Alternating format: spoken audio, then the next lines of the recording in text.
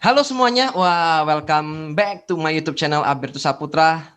Aku percaya teman-teman yang sudah ngeliat di episode sebelumnya, Pastor Hengki Kusworo dari JKI Higher Than Ever Semarang HTE menyampaikan dengan sangat baik, dengan sangat luar biasa. Bahkan saya pun sangat diberkati mendapatkan pengetahuan yang baru ya dari apa yang beliau sampaikan. Dan hari ini di episode kali ini kita akan belajar sama-sama tentang kisah bagaimana beliau ya membangun hubungan dan dengan pacarnya sekarang sudah menjadi istrinya yaitu Cilisha. Kenapa aku pengen beliau cerita? Karena ini inspire banget teman-teman. Ini sesuatu yang mungkin jarang ya. Dan aku pengen sebelum kita masuk dalam Q&A, terima kasih buat pertanyaan yang masuk dari para netizen-netizen yang sangat hebat-hebat dan luar biasa. Oke, waktunya saya serahkan ke Mas Rengki. Silakan, Pastor. Ya, waktu itu kan saya masih SMA ya, SMA kelas 2 atau kelas 3, atau mungkin sudah masuk kuliah. Saya mulai sembahyang tanya Tuhan jodoh. Saya nggak sembahyang. Saya waktu itu persiapan untuk family camp. Saya puasa 40 hari seperti biasa untuk persiapan untuk family camp. Tiba-tiba di hari yang terakhir itu saya dapat mimpi. Dan dalam mimpi itu saya sampai hari ini masih ingat ada tangan Tuhan menunjuk itu loh jodohmu. Bajunya masih ingat kotak-kotak seperti itu baju kuliahnya dia, dan dia akan menjadi destiny-nya dia, diberitahu di situ bendara surga, ada kata-kata begitu. Sejak itu saya langsung coba mendekati dia, saya berkata, tapi yang buat saya adalah saya cukup takut lah ya, karena dia kan mungkin dari kalangan yang cukup berada ya, istri saya kekurangan punya dan segala macam, keluarga yang tinggi sekolahnya sampai di Jerman, sekolah di London dan segala Amerika dan segala macam, keluarga up lah misalnya. Jadi buat saya cukup minder, keluarga saya biasa lah, sederhana, nggak terlalu mewah juga nggak miskin, tapi saya biasalah, normal. Nah waktu itu saya coba mendekati, saya datang ke rumahnya dan kemudian saya tanya, saya ini mau tanya sama kamu, tapi kamu nggak usah terintimidasi dengan apa yang saya dapat ya. Kan seringkali kan orang kalau dapat dari Tuhan itu kan intimidasi, kan Gabriel muncul tadi malam, kamu jodoh saya, ya orang takut lah ya. Orang yang sudah pintar nggak akan takut. Nah, kemudian saya berkata, saya ini dapat sesuatu dari Tuhan, kamu terima. Kalau kamu dapat yang sama, terima boleh. Kalau kamu tidak dapat, ya nggak apa-apa. Saya nggak mau hidup kita karena masa pacaran karena ketakutan. Saya nggak mau. Hari ini kan gitu, penakut-nakut. Saya dapat, aku mimpi kamu ini jodoh saya. Setelah saya puasa 40 hari, dan saya puasa juga tidak jodoh. Saya puasa untuk persiapan family camp. Tapi di 40 kok saya diberitahu Tuhan jodoh saya itu kamu. Ya. Terus dia tertawa, dia berkata, loh, dia ngomong gini sama saya, loh, kamu tuh tahu enggak, aku tuh nunggu kamu. Saya tuh udah mimpi kamu 3 kali. Cuma kan aku cewek. Aku kan perempuan, aku enggak bakal ngomong sama kamu. Sampai aku yang datangin saya. Malu saya nemuin kamu. Istri saya waktu itu berkata begitu, calon istri saya. Saya udah mimpi 3 kali, dan mimpi itu jelas banget. 3 kali 3 hamba Tuhan yang nunjuk bahwa aku nih jodohnya dia. Dan memang dia berkata, memang secara potongan, secara kelas, secara sekolah, kamu sekolah juga sekolahnya cuma D3, aku nih dokter, dan kamu nih warga juga nggak cukup hype banget yang berada. Sebetulnya aku nggak cocok. Karena yang suka sama aku nih orang-orang punya uang, orang kaya, pendidikan tinggi, dokter spesialis, itu banyak gitu loh. Tapi karena Tuhan, karena dia sudah dari SMA ya, dia sudah namanya takut akan Tuhan, dia dengerin Pak Yusa. Jadi dia ngerti namanya kehendak Tuhan itu yang mana, dan kehendak Tuhan itu always the best. Kita nggak bisa mempredik 20 tahun ke depan, di depan gitu. Kecuali Tuhan yang tahu. Jadi aku lebih percaya kepada pilihan Tuhan, dia berkata gitu sama aku, daripada pilihanku sendiri. Ya kalau dibilang suka sama kamu ya tidak, dia bilang. Ya pasti enggak. Tapi karena Tuhan kasih aku kamu, ya oke, saya jalani, jalan. Oke lah, akhirnya saya jalan sama dia. Dan saya pacaran cukup lama, 7 tahun. Itu sebetulnya enggak gampang karena kami sulit untuk mendapatkan restu waktu itu ya. Orang tua itu sulit sekali karena ya saya nggak bisa salahkan orang tua karena memang beda ekonomi, beda pendidikan. Saya jauh, istri saya 1, dia ambil kedokteran 7 tahun. Memang itu sudah maksimal dokter untuk belajar 7 tahun untuk dapatkan gelar dokter. Saya hanya ke sekolah biasa 3 tahun dan selesai, dan gelar saya D3. Dan saya bisa nyalakan. Akhirnya kemudian yang kedua adalah yang dilihat, saya juga Hari itu calon hamba Tuhan ya. Jadi buat keluarga mereka 10 itu. Nah, dalam 7 tahun masa pacaran itu, saya mau megang sebuah komitmen tadi. Ya. Tuhan, saya mau pegang namanya virginity. Makanya berkata pada pesta Albert tadi berkata, virginity bukan cuma laki, bukan cuma perempuan. Karena Ruben itu kehilangan kesulungannya gara-gara virginity. Iya. Dia meniduri ayahnya, meniduri gundi ayahnya. Dia kehilangan namanya virginity. Jadi saya ngomong sama istri saya, kita pacaran, tapi saya mau pacaran yang benar. Selama 7 tahun. Dan puji Tuhan, Tuhan menjagain kami. Selama 7 tahun itu betul-betul kami komit dengan kesukaran yang kami hadapi, dengan tekanan yang begitu luar biasa. Istri saya sempat dibuang ke Jerman, saya sempat terbuang ke Swedia, sempat tidak nyambung lagi, dan segala macam. Kami tetap bisa hidup di dalam namanya, di dalam keputusan bersama dengan Tuhan. Yang namanya divine power itu menjagain kami. Ya. Karena kami punya namanya, kami di dalam hati kami sudah menetapkan di hati seperti si Daniel. Dia menetapkan hatinya untuk tidak menajiskan dirinya dengan makanan raja. Nah, kami menetapkan di hati kami nggak mau janji, tapi menetapkan di hati kami untuk kami tidak mau menajiskan diri. Karena komitmen itu kami buat bangun bersama-sama, ya akhirnya Tuhan bisa menjagain namanya, menjagain kami untuk kami tetap kudus. Apa nggak banyak pencobaan? Banyak pencobaan. Tapi nggak tahu somehow bagaimana Tuhan selalu menjaga. Ya. Sampai di hari pernikahan, ya memang betul-betul dia adalah perempuan yang masih virgin, saya masih Joko Ting-Ting, masih kita ketemu, misalnya begitu. Artinya ya, saya nggak ngecap, saya ngomong dari hidup saya.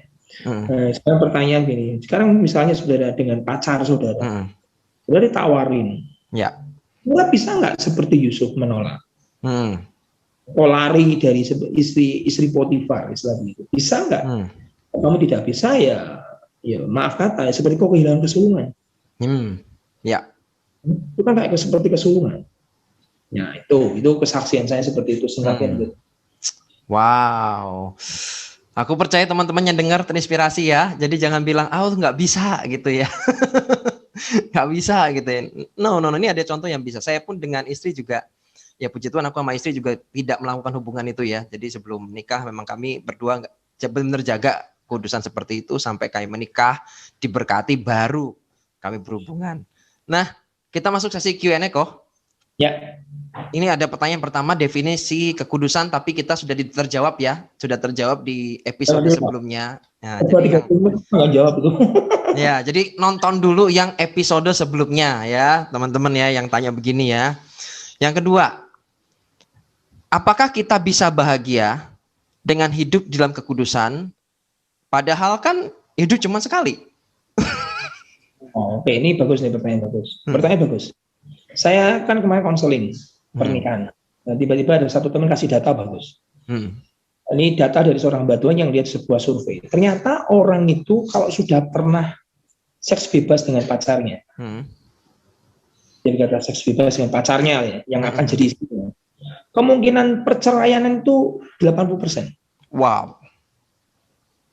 Kemungkinan perselingkuhan tuh 80%. Waduh. Kemungkinan tuh tidak setia 80%. Karena batuan ini bukan dari saya, dari pendeta yang kotor. Karena pernikahan mereka dibangun dengan sesuatu yang salah. Rumah itu jangan lihat nampak luarnya. Ya. Kamu fondasinya berapa? Fondasimu 5 lantai, jangan dibangun 10 lantai. Ya. Fondasimu cuma 1 lantai, jangan dibangun 2 lantai, pasti runtuh. Sama. Pernikahanmu tuh kamu mau bangun dengan fondasi apa? Kecemaran, ketidaksetiaan, seks, atau kamu membangun pernikahanmu dengan sebuah kemurnian, saling mempercayai. Itu dasar. Nah, kalau kamu memulai sesuatu dengan perzinahan, ya berarti nanti akan menguntit dalam pernikahanmu. Perzinahan. Tiba-tiba kau nggak setia lagi dengan istrimu, mulai dengan yang lain. Jadi 80% orang yang free sex dengan pacarnya yang nikah, 80% akan bercerai, 80% akan tidak setia, 80% akan selingkuh. Wow. Jadi memang harus hati-hati ya ketika kita memang sudah membangun hubungan dengan. Jadi istilahnya membahagiakan itu bukan Oh ya kita nyoba dulu tuh kalau supaya ngerti bahagia, bukan begitu. Bahagia itu Iya. Nah, berikutnya nih kok. Ada pertanyaan. Hari gini masih hidup kudus. Terus apakah itu bisa disebut hidup dalam kebodohan? Ya, hidup yang terlalu naif, bahkan mungkin ya bisa dikatakan sok suci, mungkin ada yang ngatain munafik. Apakah bisa dibilang hidup dalam kebodohan? Nah, memang apa kita berkata yang kau lakukan menurut kehendak Allah adalah kebodohan menurut dunia.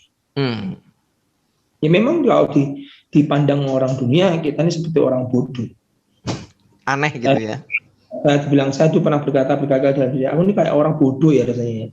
Orang laki nggak mau nyoba, orang laki kok tidak mau misalnya coba perempuan yang lain dulu baru ngerti rasanya kemudian baru menikah. Sepertinya waktu kalau kita flashback kembali, saya ya bodoh banget ya.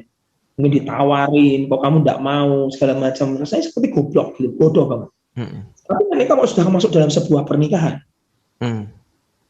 yang tanya nih ya, kalau masuk dalam sebuah pernikahan, mau menikah, kamu baru ngerti. Iya. Kamu baru tahu bahwa ternyata tidak kebodohan. Aku menjaga ini bukan kebodohan. Begitu kamu mulai kerja, kamu mulai cari uang, kamu bangun rumah tangga, kamu mulai bina rumah tangga, kamu baru ngerti bener ya. Dulu yang aku anggap adalah sebagai cupu, ternyata ini menghancurkan.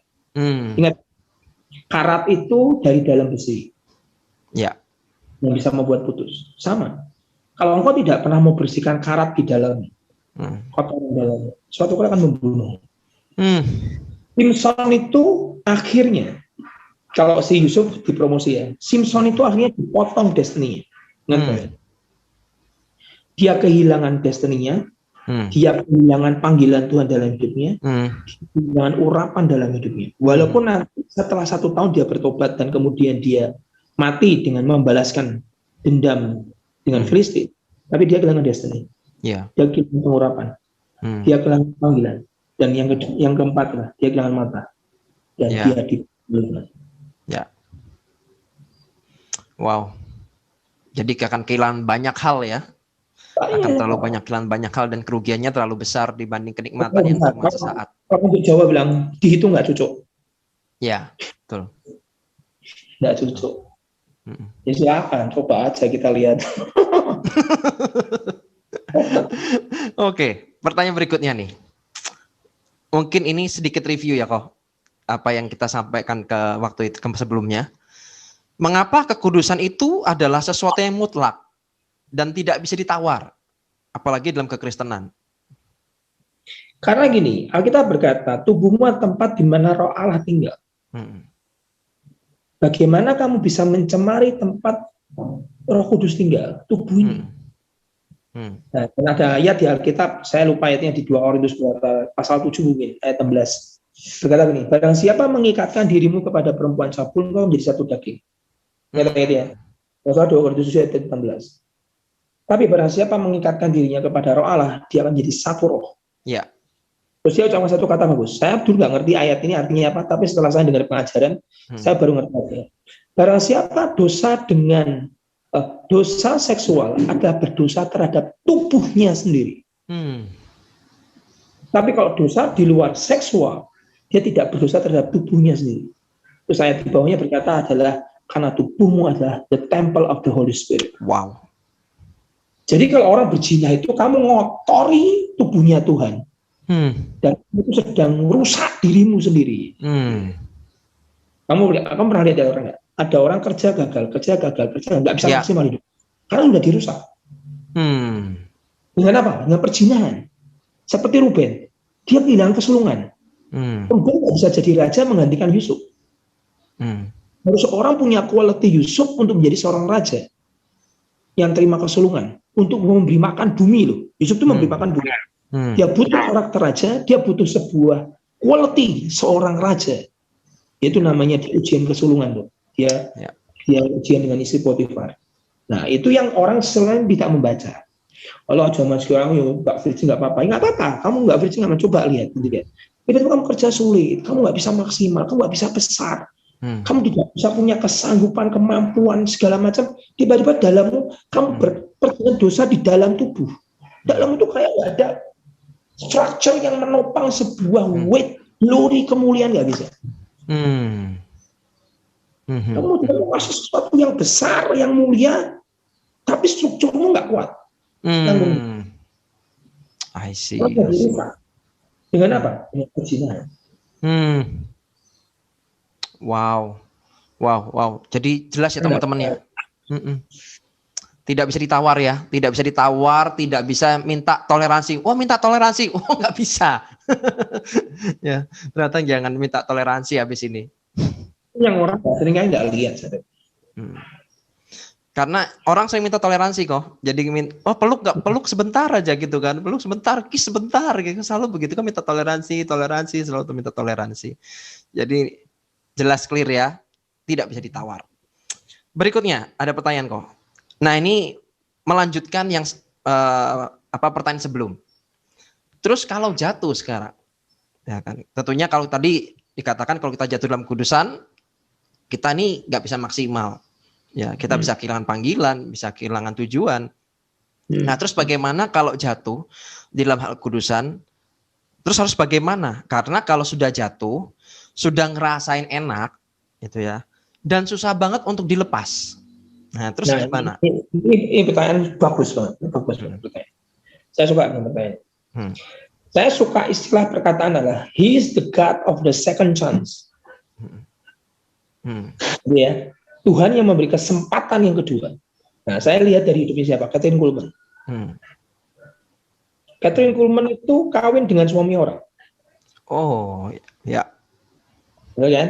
Ya. Saya ngerti banget tentang biografinya dia, karena saya baca mungkin 3-4 buku tentang Kathryn Kuhlman. Dia menikah dengan suami orang, yang sudah diberitahu oleh penatua dan teman-temannya bahwa itu adalah suami orang. Walaupun dia penginjil besar. Tapi Kathryn Kuhlman pada saat dia sudah jadi pendeta, sudah punya 2000 jemaat, sudah diberitahu itu suami orang Kathryn. Ya. Wow, dia berkata dia sudah tidak mencintai istrinya dan sudah bercerai, makanya aku berhak untuk menikah dengan dia. Udah bercerai, saya begitu. Tapi sebetulnya dibohongin itu sama yang laki. Oh, oke. Dia belum proses perceraian sudah mengaku kepada Kathryn Kuhlman bahwa dia sudah cerai. Akhirnya mereka nikah. Begitu dia menikah dengan orang yang sangat dia cintai dan dari satu pelayanan calling panggilan dia sebagai seorang penginjil kesembuhan. Dia berpikir bahwa surga akan ada di depannya dia. Apa yang terjadi? Dosa itu mengandung konsekuensi. Saya suka istilah Benny Hinn. Dia berkata begini, God loves sinner. Okay? Tuhan cinta pendosa. But sin is judged. Dosa itu dihakimi. Ini perkataan Benny Hinn. Jadi kenapa kita perlu Yesus? Supaya dosa kita nggak dihakimi ke kita. Yesus yang memikul semua penghakiman itu. Tapi Tuhan itu tidak membiarkan dosa. Karena dosa itu harus dibayar. Misalnya gitu. Kesalahan itu harus dibayar. Nah, Kathryn Kuhlman begitu dia nikah dengan suami orang, ya dia harus bayar. Apa? Gerejanya pecah, penatuannya marah, yang gerejanya 2000 hancur berantakan. Namanya Tabernacle Revival Denver Revival Tabernacle. Gerejanya dia yang namanya dia muda. Pecah. Habis jemaat. Karena dia nggak mau lihat pendetanya nikah dengan suami orang. Dan istrinya yang penginjil itu punya anak 2. Tinggal pelayanan radio di tahun 1970 itu hancur berantakan. Akhirnya ministrinya habis. Selama 7 tahun Kathryn Kuhlman tidak pernah khotbah. Dia di mimbar hanya menangis. Menangis bukan karena dia gitu, tapi dia menangis karena dia seperti gini. Dia berkata dalam buku yang ini, aku ini masuk dalam sebuah lubang yang aku tidak tahu caranya keluar. Nah, itu saya harus ingat ya, perzinahan itu bahaya gitu. Saya masuk sebuah lubang dan saya tidak tahu caranya keluar bagaimana. Dan memang saya cinta banget sama suami saya, walaupun sudah punya istri. Akhirnya apa yang terjadi? Nah, ini yang saya mau ngomong sama yang bertanya. Apakah Tuhan tidak bisa memulihkan? Dan saya mau ngomong ya, saya mau jelaskan nih. Setelah dia 7 tahun bayar, dia hidup dengan suaminya. Sampai suatu kali Roh Kudus datangi dia dan dia berkata, berapa lama lagi engkau sakit ya? Di jalan buntu, kalau dia sebut namanya Dead End Street, di jalan buntu di California itu, dia berlutut dan dia berkata, Tuhan ampuni aku. Nah, jangan kau sakiti aku lagi. Ya Tuhan, oke, aku akan kembali kepada panggilan. Dia pulang ke rumah, dia beli tiket bus atau kereta. Ini yang ceritakan Jamie Buckingham, orang satu-satunya yang boleh menulis biografi. Dia beli tiket kereta api. Ternyata dalam ceritanya saya dulu berpikir dia tinggal suaminya, enggak. Dia ngomong sama suaminya, yang sudah jadi suami loh. Catherine Kuhlman itu tidak pernah berzina dengan dia loh. Dia resmi menikah loh. Resmi menikah dengan suaminya. Walaupun itu adalah suaminya orang sebetulnya. Yang salahnya adalah suami orang. Dia pamit sama suaminya, dia berkata, aku tidak bisa mengabdi kepada dua tuan. Tuanku pertama adalah kamu, dan tuanku adalah Yesus. Dan aku memilih Yesus. Dia packing barangnya, dia gandeng semuanya pergi ke tempat stasiun kereta api, dan dia berkata, selamat jalan, goodbye, aku tidak akan pernah ketemu lagi. Dan suaminya berkata, aku tidak akan pernah mencari kamu lagi. Nah, disitulah titik hancurnya dia. Nah, dia pertobatannya dia dengan cara meninggalkan semua yang lama. Begitu dia ditinggalkan suaminya, dia pergi masuk ke dalam sebuah pengasingan, selama 2 tahun. Dia mulai mengasingkan diri, dia mulai cari Tuhan dan segala macam, dia mulai masuk ke ministry. Nah, ini yang orang seringkali tidak ngerti harga yang dibayar dari kesalahan. Selama hampir 4 tahun, Catherine Kuhlman itu kalau sudah mau siap naik di mimbar, mau khotbah, sudah mau di depan 2.000 orang, tiba-tiba ada satu pendeta nanti naik ke mimbar, ngerampas mic-nya dia, dirampas, dan ngomong gini, kamu minta maaf dulu sama jemaat, kamu pernah mengambil suaminya orang. Dia dipermalukan itu berkali-kali. Dan kamu turun minta maaf bahwa kamu sudah bercerai dengan suamimu dan kamu sudah pernah merampas suaminya orang. Dipulangkan, tidak jadi khotbah, dikasih tiket pulang, naik bus suruh balik. Dan itu berkali-kali, itu hampir 4 tahun.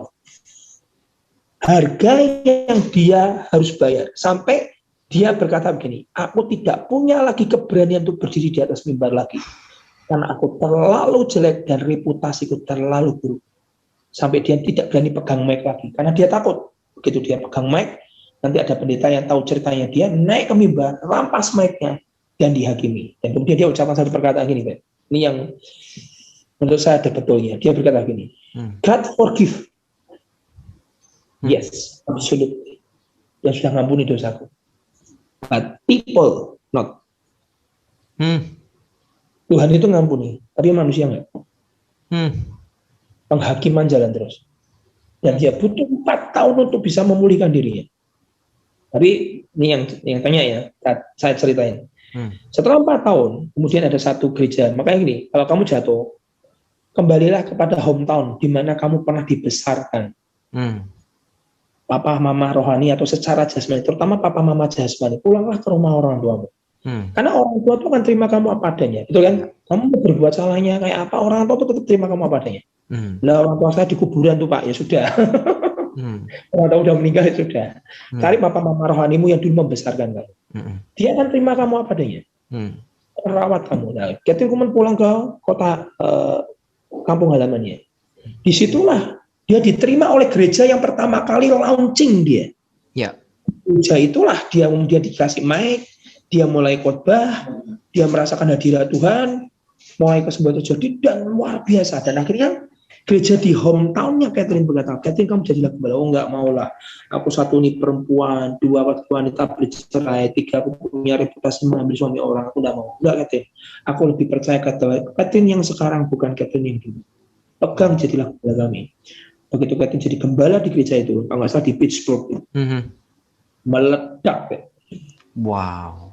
Dan dia cerita, tidak ada wanita yang punya pelayanan penginjilan kesembuhan. 3 juta tercatat kesembuhan dalam hidup Catherine. Tercatat kesembuhan. Tidak ada wanita punya pelayanan kesembuhan sekuat Catherine Kuhlman. Wow. Alami setelah kejatuhan. Luar biasa pentingnya. Aku bisa cerita panjang lebar tentang Catherine Kuhlman. Sampai dia itu pernah masuk ke airport. Seluruh pekerja bandara airport tumbang semua. Wow. Sampai officernya itu ngomong ini kenapa ya? Ada gas yang bocor di airport nih. Dicari nggak bisa. Tapi kenapa orang pada tumbang semua? Akhirnya mereka nemu gara-gara Catherine Kuhlman datang. officernya datang ke tempatnya kantornya Catherine Kuhlman dan berkata, Catherine kamu jangan gitu, kalau kamu masuk ke airport nanti tumbang semuanya. Aku nggak megang kok. Aku nggak sentuh mereka kok. Orang berkata kehadiran Catherine Kuhlman seperti kehadiran Roh Kudus. Dan dia berkata begini, oke, kalau gitu Catherine gini, karena kamu kalau masuk airport terjadi seperti itu, nanti kalau kamu ke airport kamu telepon aku. Kamu kasih satu jalur khusus untuk kepresidenan, langsung masuk ke tempat pesawat terbang, tidak perlu lewat nanti bandara. Wow. Tidak perlu check-in, kamu masuk. Sejak itu yang kamu nggak pernah lihat airport. Kamu kasih presence of God-nya luar biasa. Tapi dia hidup dalam pertobatan. Wah, dia tidak kembali ke hidup yang lama. Dia tetap jalan hidup dalam kekudusan. Karena dia sudah sampai menyentuh berkata ini, I worship him in the beauty of holiness. Dalam keindahan kekudusan. Nah itu, sampai dia pernah suatu kali jalan di platform, tiba-tiba dia lupa. Pijakannya sudah habis. Dia pernah ngambang, Bet. Wow. 30.000 orang. Wow. Jadi ya saya percaya ada namanya the God of the second chance. Tuhan yang beri kesempatan kedua. Jadi walaupun kamu pernah jatuh, tapi kalau kamu bertobat dan kau sudah kembali ke hidup yang baru, Tuhan tetap memberikan kemuliaan juga bisa lebih besar. Asal kau dalam pertobatan. Wow. Diberkati banget ya pasti ya. Masih diberkati banget teman-teman. Mungkin nih pertanyaan terakhir sih. Kita ini kan manusia yang penuh dosa. Mungkin ada teman-teman yang merasa bahwa sering kali yang tak temuin gitu, mereka berkata, aku ini nggak layak. Apakah Tuhan tuh masih terima saya?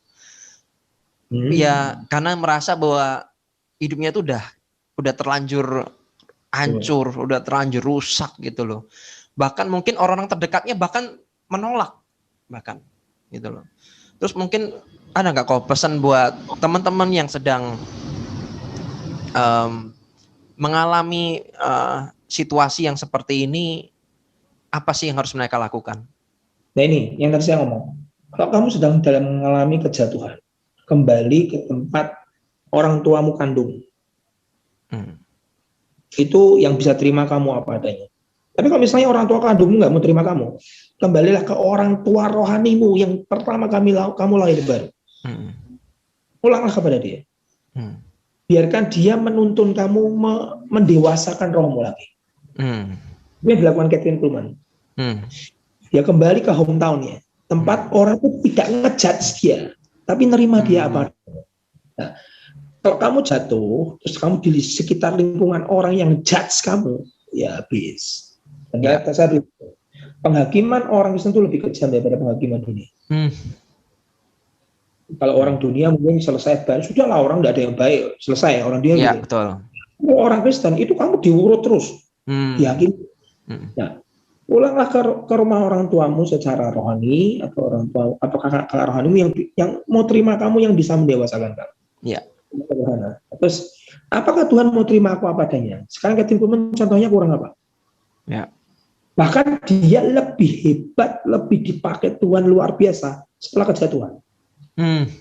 Tapi dia memang harus bayar harga cukup mahal.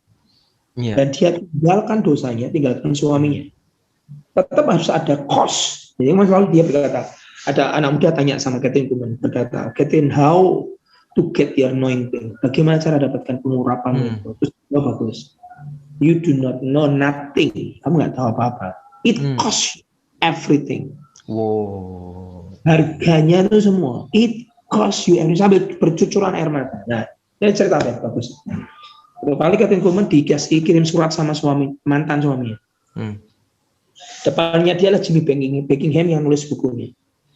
Di surat itu akhirnya si Catherine ngomong sama Jimmy Buckingham, tolong bukakan suratnya, tolong bacakan. Sudah terkenal nih, Catherine sudah mendunia ini. Bahkan di dalam cerita Catherine Kuhlman itu yang manggil bukan lagi pendeta, yang manggil itu adalah mayor, wali kota, gubernur, Texas. Jadi yang manggil dia untuk ibadahnya dia itu bukan lagi pendeta, tapi sudah kelasnya gubernur, wali kota, sampai satu kota tuh sepi, datang ke catering man. Wow. Sampai sekuat itu. Terus dia cerita gini, dia kasih surat suaminya kepada Jimmy Buckingham baca, dia kata, ada perkataan dari suaminya, aku tahu kamu sekarang sudah hebat, luar biasa. Terus ada satu kata berkata gini, let it be, jadi biarlah engkau jadi my Valentine. Wow. Valentine dari suaminya itu. Terus dilipat, dikasihkan ke teman-teman, terus ketemu pegang, dia nangis. Sambil nangis dia berkata gini sama Jimmy Buckingham, Jimmy, kamu tahu, orang tidak tahu harga yang aku bayar. It costs you everything. Sambil dia nangis, Jimmy Buckingham nangis. Terus dalam buku yang saya baca, Jimmy, kalau aku tetap ada di hadapan kita, aku sudah melepar dalam manifestasi di batu.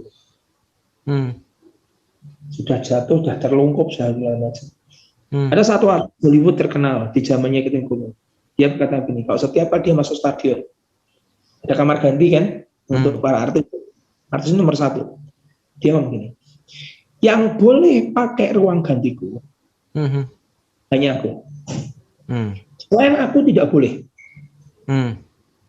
Loh, kenapa begitu? Karena aku tidak mau nyampur ruang gantiku dengan artis lain atau pendeta lain. Saya nggak mau. Kan ini kan umum ya. Yang boleh pakai kamar gantiku hanya cuma satu orang yang boleh, yaitu Catherine Coleman. Wow. Katanya, kenapa? Nah, kalau habis dia pakai ruang gantiku, dia pergi, aku masuk, aku bisa rasakan hadirat Tuhan, dan aku hanya bisa curang air mata. Tapi yang ngomong artis Hollywood. Wow. Sampai manifestasi hadirat Tuhan dalam hidupnya itu sekuat itu. Dan satu cerita terakhir, boleh ya? Seorang orang yang punya studio rekaman, anak Tuhan, cinta Tuhan. Studio rekamannya itu ada 3. Setelah Catherine Coleman taping rekaman di studio, orang ini datang. Ada 3 ya. Dia begini, oh Catherine Coleman habis pakai studio nomor 3 kan? Terus kamu kok tahu? I know that. Kenapa? Karena aku bisa rasakan hadirat Tuhan di studio itu. Wow. Jadi memang betul-betul kehadirannya dia itu mendatangkan hadirat Tuhan. Wow. Itulah yang dikenal adalah the God of the second chance. Memberikan kesempatan kedua. Jadi kalau kamu berkata apa mau terima aku, lah buktinya Catherine Coleman kurang apa? Dianggap sampah oleh gereja, dipakai Tuhan menjungkir balik lagi. Wow. Jadi gitu ya teman-teman ya. Kalau kalian mungkin hari ini merasa diri kalian gak layak, mungkin merasa diri kalian udah hidupnya kadung hancur. Tadi Pastor Hengki menyampaikan sharing kehidupan dari Catherine Coleman itu sangat memberkati banget. Kami berharap kalian bisa segera bangkit. Mungkin kalian terikat, kalian terbelenggu, pengen lepas tapi nggak bisa lepas. Dan mungkin pada kesempatan yang luar biasa ini, mungkin setelah ini minta tolong Pastor Hengki untuk berdoa buat kalian yang merasa bahwa sepertinya aku perlu dilepaskan. Tuh. Aku terlalu lama terikat. Nah ini mungkin saatnya kau menyerahkan hidupmu juga buat Tuhan. Silakan Pastor Hengki mungkin bisa minta tolong untuk mendoakan. Hamba berdoa Tuhan di dalam nama Tuhan Yesus untuk setiap anak-anak-Mu yang hari ini terikat dengan dosa, perzinahan, dengan takat, dengan siapapun, dengan kenajisan, dengan drugs, dengan obat, atau apapun yang mengikat hidup mereka, dan mereka sudah merasa tidak layak. Tapi kami menyembah Tuhan Yesus, He is the God of the second chance. Dia Tuhan yang memberikan kesempatan kali kedua. Dan kami percaya Engkau bisa mengambil yang terpuruk habis, yang hancur, dan Engkau jadikan bejana yang mulia kembali untuk kemuliaan nama-Mu. Hamba berdoa, semua roh yang mengikat hidup mereka, roh kenajisan, perzinahan dipatahkan dalam nama Yesus. Dan kami berdoa biar hari ini Tuhan Kau memakai bejana ini, bejana yang biasa ini menjadi bejana penuh kemuliaan. Nah kami punya willing heart, kami punya hati yang menyerah kepadamu. Kalau Engkau pakai Catherine Coleman dengan dahsyat, kami percaya untuk anak-anak-Mu hari ini yang Kau berikan kesempatan yang kedua, Kau juga akan memakai mereka juga lebih dahsyat. Dalam nama Yesus. Dalam nama Tuhan Yesus. Amin. By the way, thank you Pastor Hengki Kusworo sudah bersama kita selama 2 episode ini, sudah menceritakan kehidupannya, sudah bersaksi dengan istrinya, dan kemudian pertanyaan-pertanyaan para kalian juga sudah dijawab. Aku percaya banget ini akan memberikan pencerahan. Kalian sudah diberkati dan kalian sudah terinspirasi. Please di-share teman-teman ya, jangan berhenti hanya di kalian aja yang ngelihat, oh saya merasa diberkati. Jangan cuman kalian yang merasa diberkati, tapi sharing juga kepada yang lain supaya mungkin temanmu terikat terhadap sesuatu, mungkin pornografi atau mungkin seksual atau hubungan bebas atau apapun lah. Dengan adanya channel ini akan memberikan mereka pengetahuan, dan aku percaya bahwa kuasa Tuhan tidak dapat dibatasi oleh media apapun. Tuhan sanggup menjamah dimanapun kalian berada. Jadi di-share ya. Oke, thank you Pastor Hengki buat selama 2 episode yang sangat luar biasa, sangat memberkati. Aku percaya sudah banyak anak muda, banyak orang diberkati hidupnya. By the way, thank you so much. Thank you for everything. God bless, Esther. Dan juga kalian semua. God bless. Sampai ketemu di episode berikutnya.